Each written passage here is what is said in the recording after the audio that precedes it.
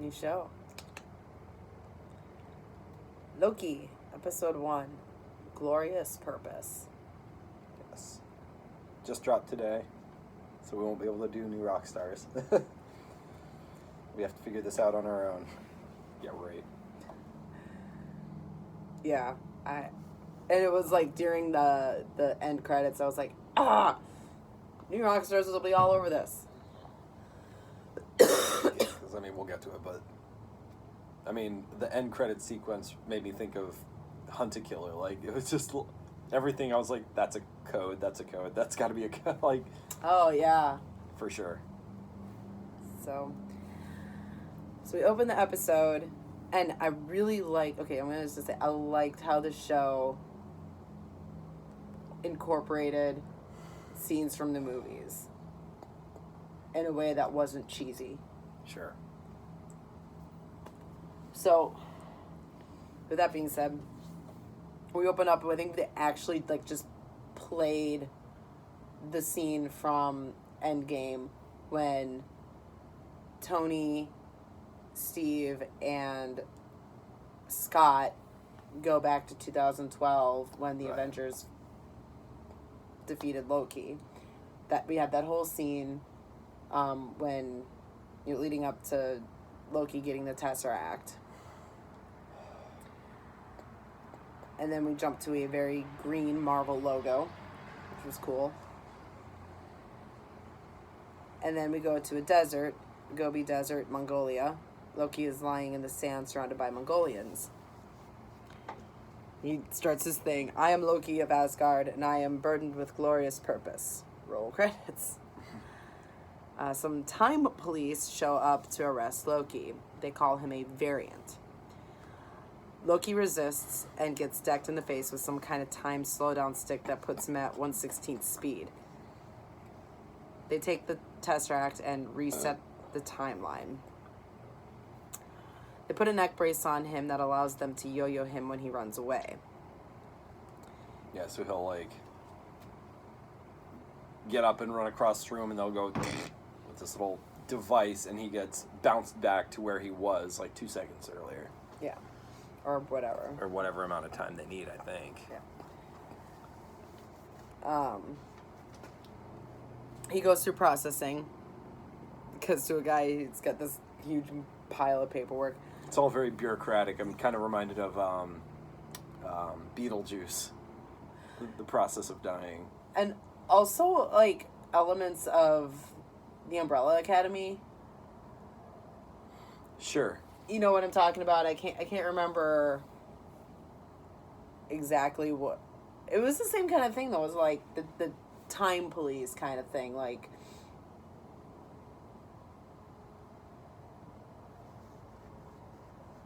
Briefcase that lets you jump around time, and it's they've got this very bureaucratic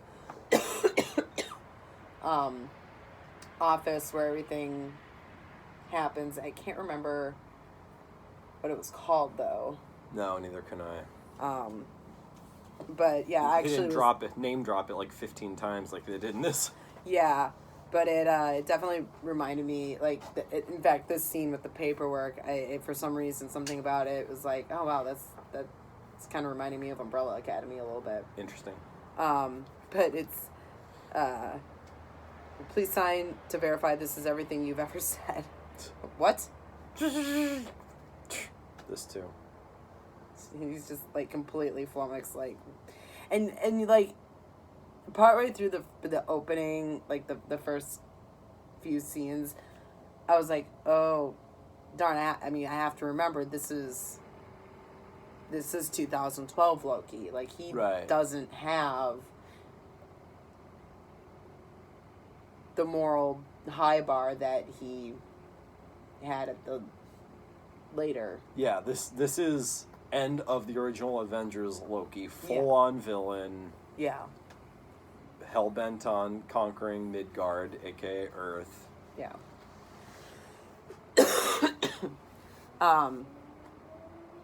So then he goes to this other area where they ask him if he's a robot, and he goes through some kind of soul scanner.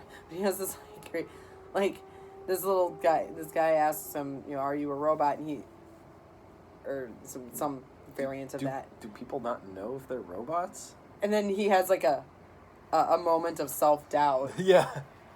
What, could I be? Would I know? And he's like, walk through it. He's like, well, what happened? If you're a robot, you'll melt from the inside out. So it was fun. But he walks through this thing and something gets printed out. And I'm sure New Rockstars will cover like the colors that it was. Right. And it was something like his like aura stamp or something. Yeah. So I'm like, okay, that's interesting. Because I definitely saw a lot of red. Yeah. So I don't know what that means per se, but... So he goes to this other room. It's like a freaking DMV with the, take a number and the turnstiles and the mazy... Yeah, go through the long cordoned off line. He's Yeah. like, there's only 2 of us here. Yeah, so there's this other guy that was brought in at the same time, and that guy's being real mouthy, and he refuses to take a ticket, and then he gets up there, and he's a total Chad, like... or Keith or whatever the male Karen equivalent of Karen is, and he gets up there and he's like, I told him to give me a ticket, even though he was like, I'm not gonna take a ticket, like this is a freaking deli or whatever. He gets up there and they're like, ticket please, and he's like, I told him to give me a ticket. I told him, and obviously like there's nobody else. Yeah. Like so they know exactly what happened. Right. But then they hit him with the stick and he just like disintegrates, and Loki's like. No, Ticket. yeah, I have my ticket. But there's this video playing. It's Welcome to the Time Variance Authority video. And it starts and there's this little clock talking and I'm like, man, that voice sounds really familiar. We'll get there. Miss Minutes. So this has this Hanna-Barbera style animation. Yeah, very Jetsons. Even has some of the sound effects, I think, from Jetsons. Yeah, that kind of early animation. 60s? Yeah. So Loki's been arrested for messing up the timeline, and it's basically a time clone paradox thing. So basically what this video explains is that there were these different like multiverse which we got a little bit in WandaVision. Yeah. Timelines that were fighting each other. And then you had these 3 time gods or timekeepers who brought everything into one set timeline, and they are the ones basically in charge of the timeline to make sure that it doesn't deviate again. It's canon. That's what they're talking about. Different universes, what's the set timeline? There's all these variants, which are essentially fan fiction. No, it's a glorified explanation of canon in a story. Which is why S.H.I.E.L.D. can be canon. Ish. Well, why S.H.I.E.L.D. can exist in the same story, but based on this definition, it's not, because it's outside of that set time. So why didn't they get busted by the TVA? This show could bring up S.H.I.E.L.D. Agents of S.H.I.E.L.D. Agents of S.H.I.E.L.D., yeah. We already saw Coulson. You did? Yeah, we'll get there. Meanwhile, in France, 1549, we have Owen Wilson investigating some deaths of time cops. 6th attack in the last week. They're in some kind of satanic church? Yeah. It looked like a church, but then they look at one of the stained glass windows, and it's like this... It's Satan. So is it like a Catholic church that just has a stained glass window of like Satan because... I thought maybe, but he looked pretty glorious in that window. Interesting.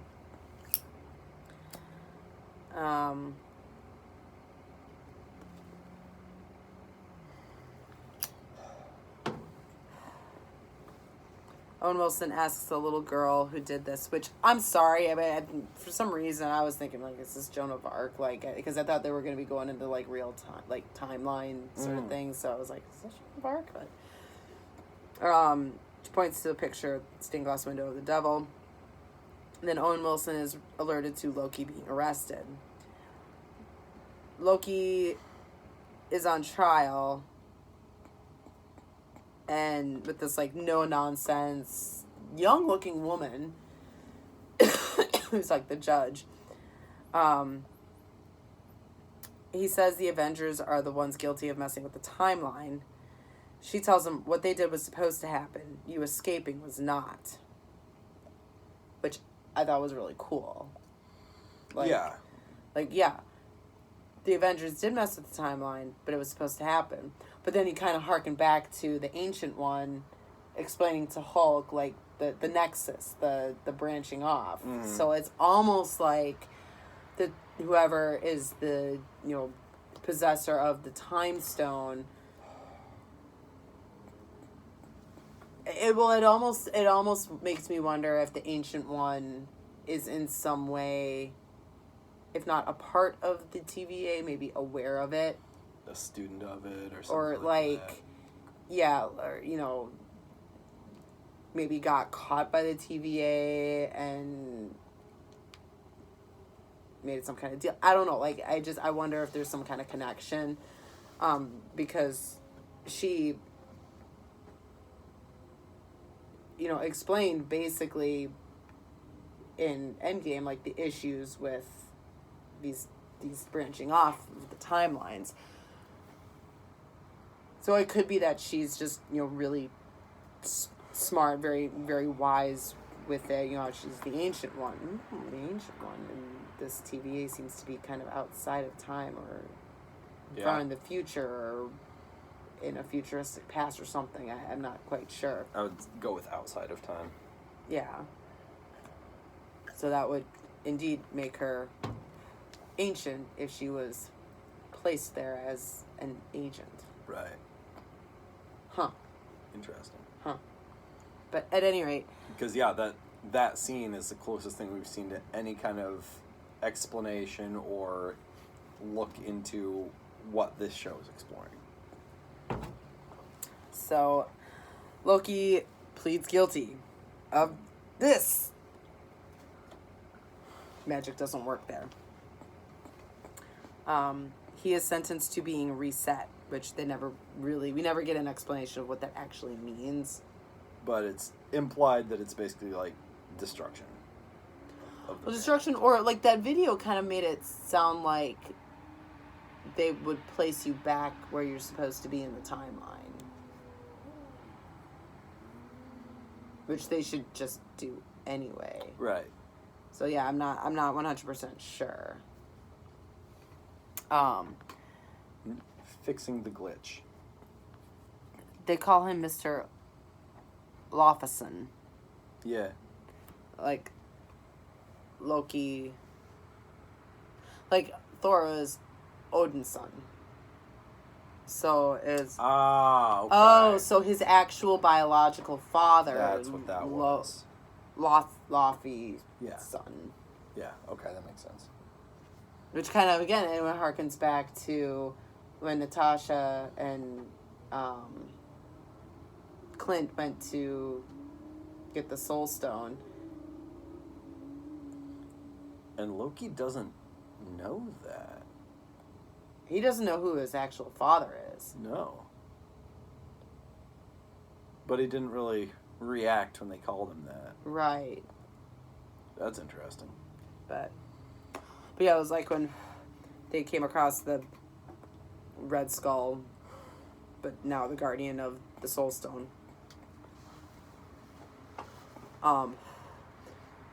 He says Natasha, daughter of Ivan. And she's like, I didn't know that was my father's name. Yeah. So it kind of... Alright. So Owen Wilson asks for Loki to be released to his care. They banter a little, look at the time variance world, and Loki said, I thought there was no magic here. Owen Wilson says, there isn't. So Owen Wilson is Major Mobius. Time passes differently in the TVA. Loki doesn't care for the concept of 3 timekeepers holding the fate of trillions in their hands. And, he keeps making this big thing of, like, I make my own choices. I am in charge of my own fate. You can't force me into this box. And it really makes me think a lot of God. Yeah, theology. Major Mobius even says, he's basically saying what we as Catholics say insofar as God is outside of time. He knows what has been, what is, and what will be. They do too. Mm-hmm. And they don't interfere to stop people from making their choices within this realm. Right. Within the timeline. God being outside of time and having foreknowledge of everything you've done, are doing, and will do, and what could have done, I guess, does not interfere with free will. Yeah. And that's what Loki's struggling to understand. Right. And it's not really a perfect analogy because the TVA and, the timekeepers do interfere when someone makes a choice that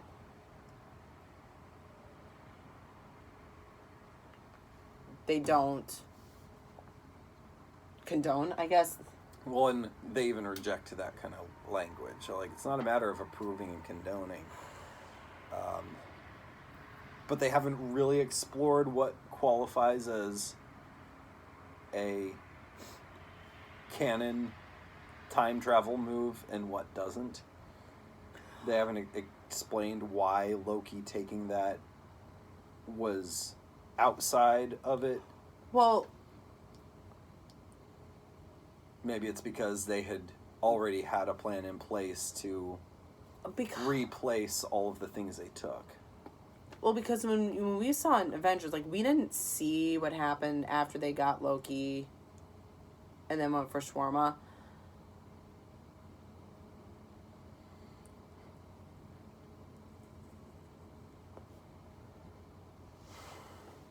So this could be kind of maybe the timekeeper's own mistake. There's that timeline, but then there's this other timeline that's within their canon, but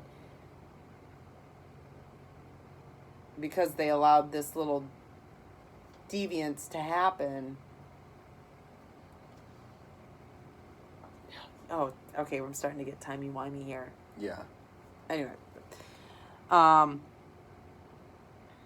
Loki makes a move on Mobius and gets yo-yoed. Huh? Yeah. Mobius says if Loki can answer some questions honestly, he can be released. Loki has this line, the first and most oppressive lie ever uttered is the Song of Freedom. Yeah, which he then recites, and I didn't really catch it. And, remember, this is the 2012 Loki who is trying to take over Midgard, Earth, because his whole thing, it's a very, kind of communist sort of, or it's a dictatorship, like, you people don't know what you want, every choice you make, there's, he even says, like, something about choices, like, people invariably make the wrong ones. Yeah.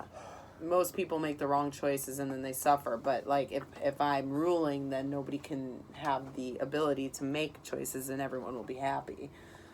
Huh. Well, no, it doesn't work like that. Because Sorry. human nature is a thing.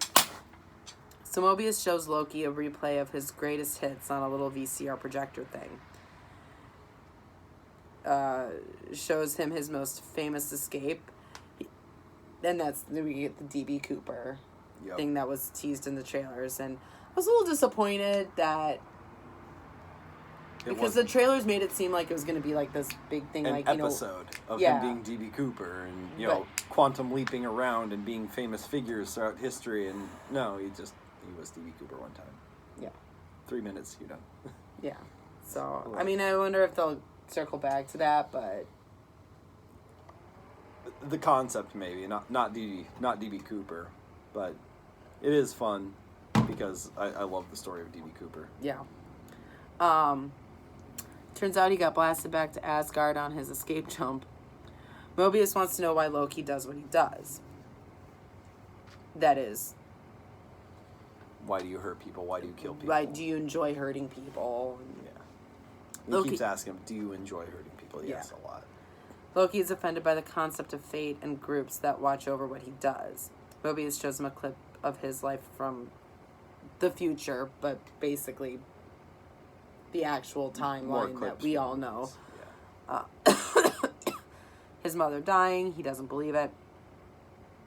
Mobius tells him, you weren't born to be a king. You're born to cause pain to others, and so other people can rise against you to become better versions of themselves. And at this point, I mean, Mobius already knows how Loki's actual timeline is supposed to end. So again, it seems like he's goading him a little bit because, he knows that Loki does become a hero, does become a better version of himself. Mobius gets called away. Loki steals the time twister and escapes. Gets the Tesseract back from Casey, Pillboy, who has a drawer full of Infinity Stones. Like, they have a bunch of freaking Infinity Stones. And they're just, rolling around, and it's nothing. And Loki's like,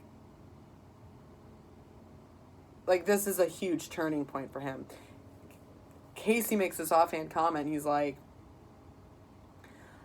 oh, yeah, some people use them as paperweights. Yeah. Well, there's no power there. He's like, we got a ton of these. Yeah, there's no magic there, so these Infinity Stones are useless. They're just rocks. Yeah. But it's very interesting when you think about, the Avengers going back, or, Cap going back and replacing the stones, I don't know, I feel like there's some connection there. Oh, okay. So, maybe Cap got varianted at some point a couple times, and some of the stones got dropped or lost. Not even that, just... I mean, these things change hands a lot. Right. And so every time something goes wrong in the timeline, one of them gets dropped at TVA. Yeah.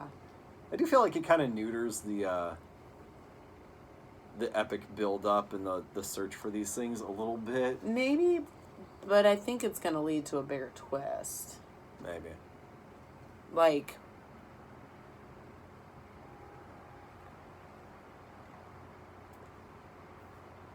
The villain, the overarching villain here, can you imagine the power he would have if he was able to steal all of those times, all of those Infinity Stones, and somehow re-enter? That would be cataclysmic. Yeah. All these stones get, or I don't know, there's a lot to explore there. I'm really interested to see how they go, because I can't, at this point, because of, timey-wimey stuff and just the nature of the stones themselves, there's so much they could do with that. And I feel like this is more than just kind of showing Loki that yes, that this is a place outside of time. It helps convince him that this is all real. It's not an illusion, because he had said at one point this is just an illusion. Blah blah blah. Right. But it seems like a pretty big deal to show all those stones. I I hope that it's more than just a writing trick to convince the character that all of this is real. Right. At this point, I suspect that it is. I'm sorry? At this point, I suspect that it is. And I know that doesn't neuter the build-up because, all that happened in our universe, in our timeline, and everything that they did in their whole fight, it mattered. Just because there's these people that oversee time and none of our power matters there. Just because they exist doesn't change the story. But I don't know, man. To just see a drawer full of Infinity Stones, just like, yeah, I'm gonna need a refill real soon. I don't know if we're gonna get through everything. I think we can do this. All right. So Loki's like, is this the greatest power in the universe? So he returns to the interrogation room, starts watching more clips from his life. Or no, sorry, just reflects on the impending death of his mother and Odin right after telling Loki he loves him. Clips of him bonding with Thor, and finally his own death. Which, can you even imagine watching a video of how you're going to die in the future? I don't think I can do it. And then go on living. Right. Well, and that's the thing. He's not looking at his own future anymore. We'll get there. There's something written at the end of his tape. I'm sure New Rockstar's got it. Loki is crying. He's very emotional, but then he starts laughing at the end of the tape. And you hear a voice, "What's so funny?" He says, "Glorious purpose."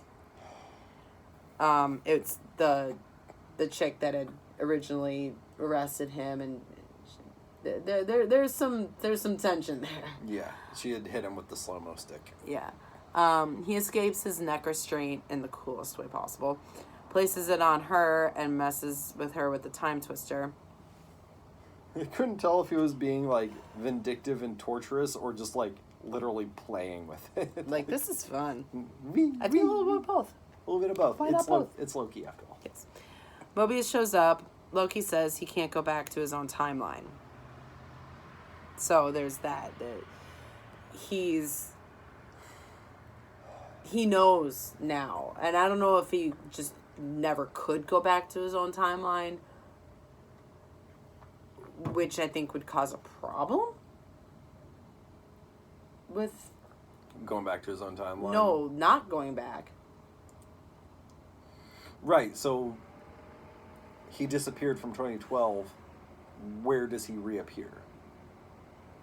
No, because timey-wimey stuff, but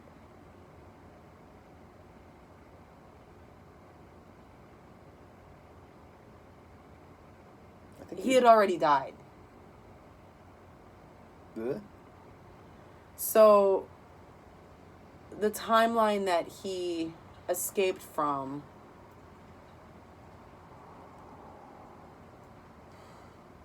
was the Endgame timeline, and he had already died.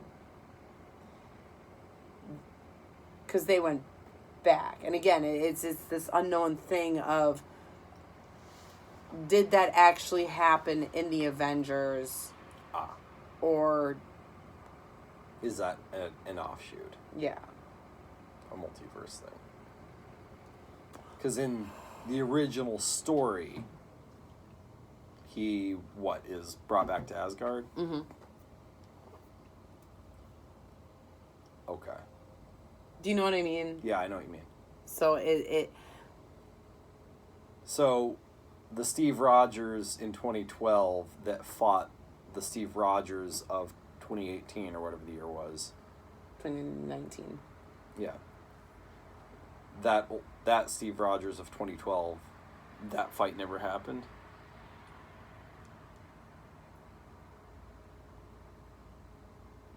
I don't know, because we don't see. That's actually kind of clever, because we don't see what happens.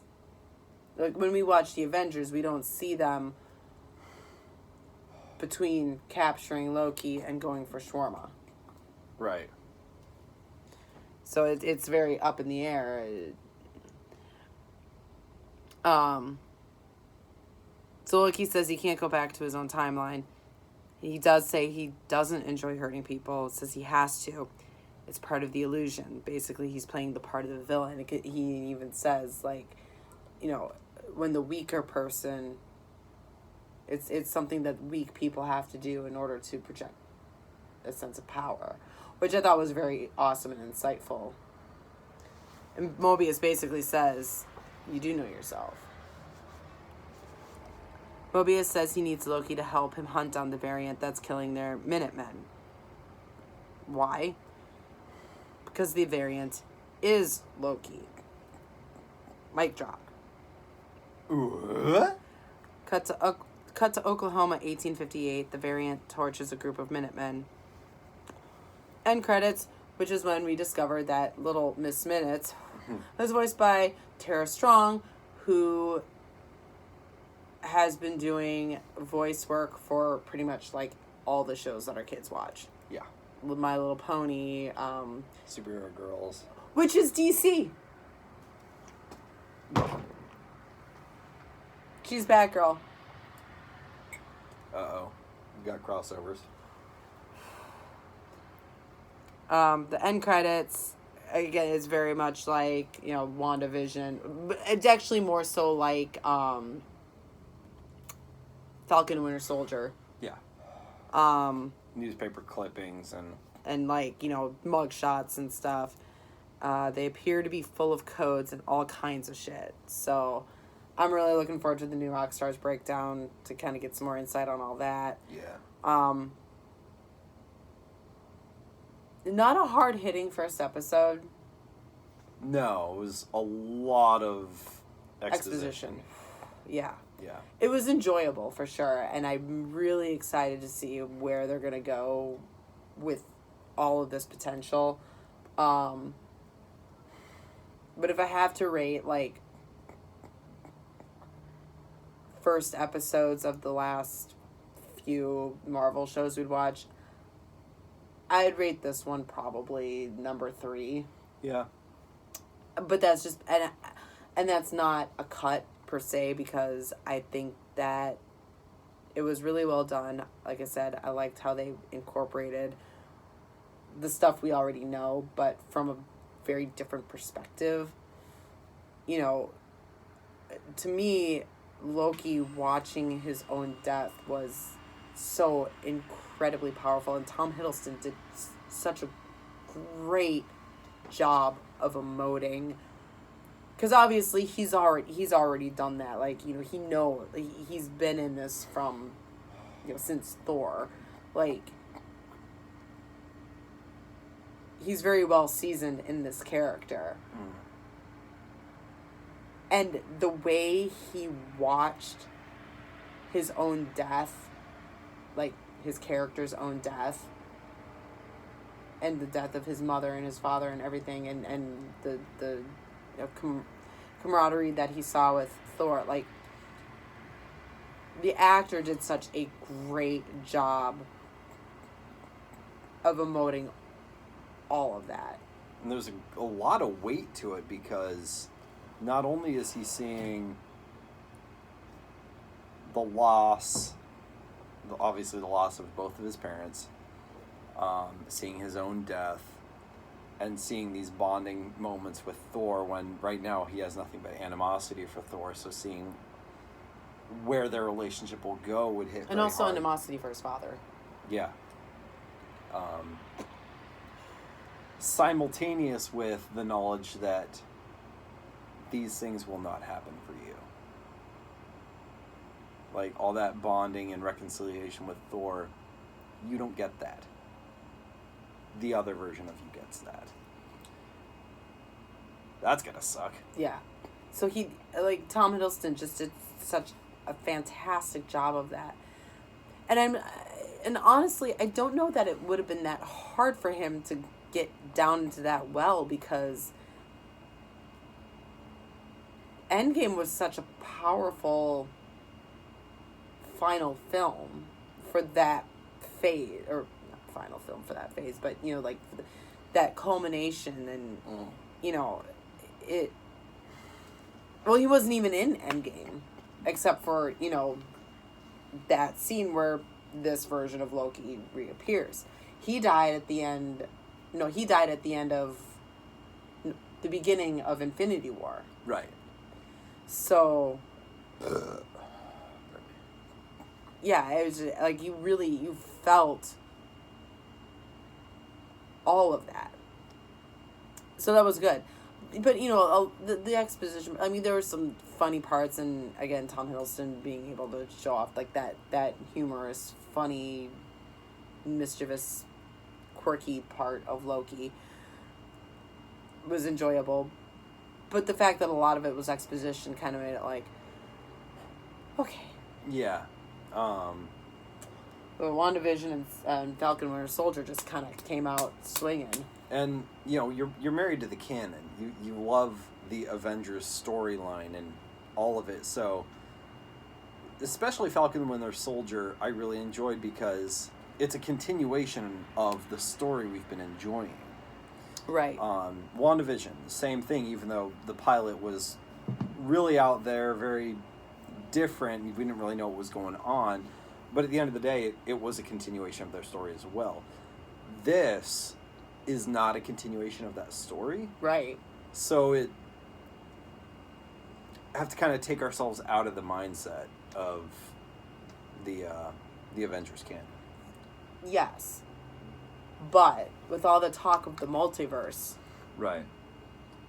how is this show going to play into the Doctor Strange movie that's coming out? Absolutely know that it is. And WandaVision. Yeah. Falcon Winter Soldier, not so much. No.